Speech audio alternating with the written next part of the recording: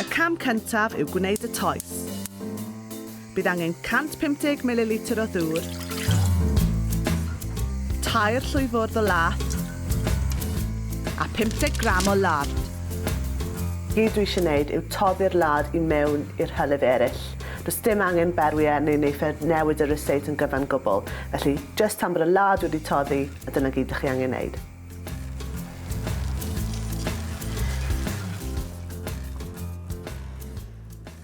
Nawr bod y lard a'r dŵr a'r llath i toddi, be dwi'n mynd i wneud nawr yw mesur y fflwr.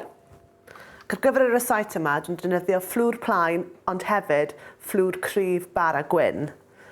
Mae hwnna oherwydd ydych chi angen bach fwy o gluten cryf yn y recipe gan bod chi'n mynd i gweithio'r toes yn fwy na toes arferol.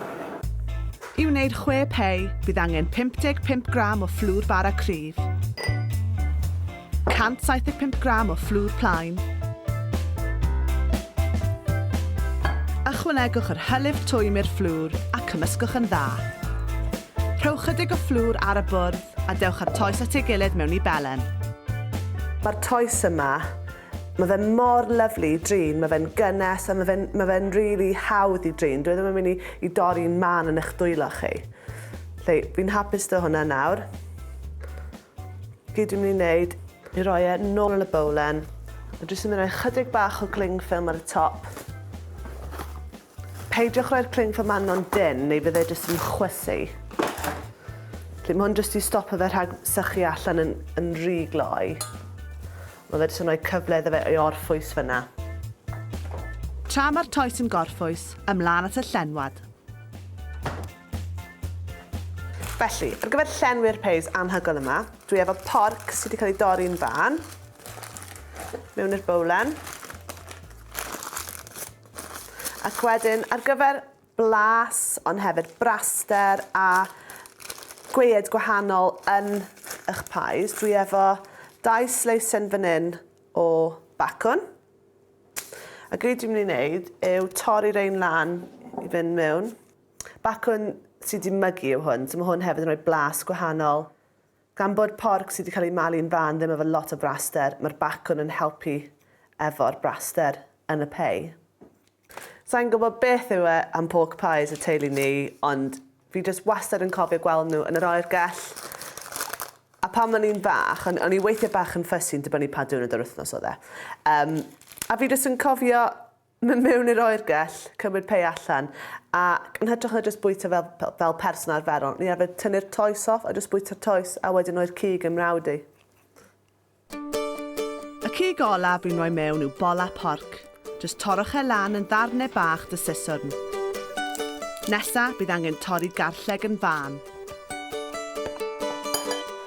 Hanner llwy de o hadau ffenol a chydig o berlysiau ffres. Mae'r rosemary a theim yn mynd yn gret dy porc.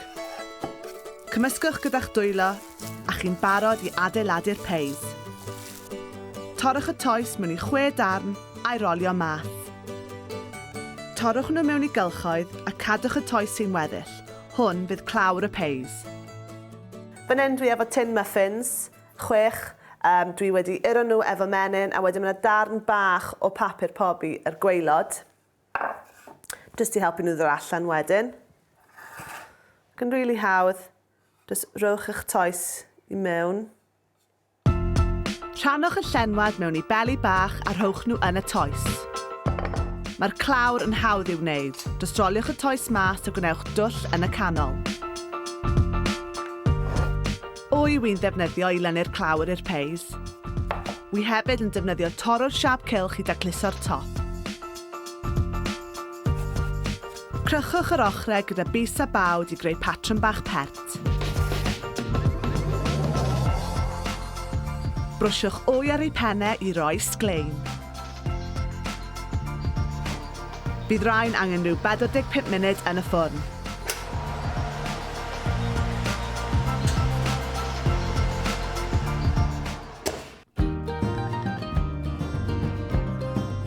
Un peth ar ôl i wneud nawr, y jelly.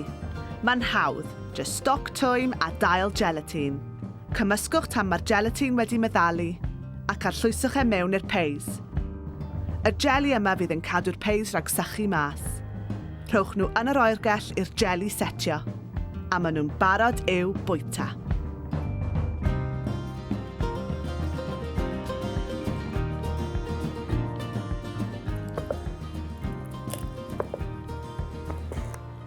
Be fi'n caru yn y pews yma yw'r brasur, y garlleg ac y perlysiau.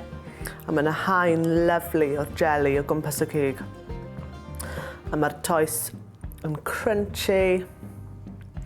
Oh yeah, mae'n good.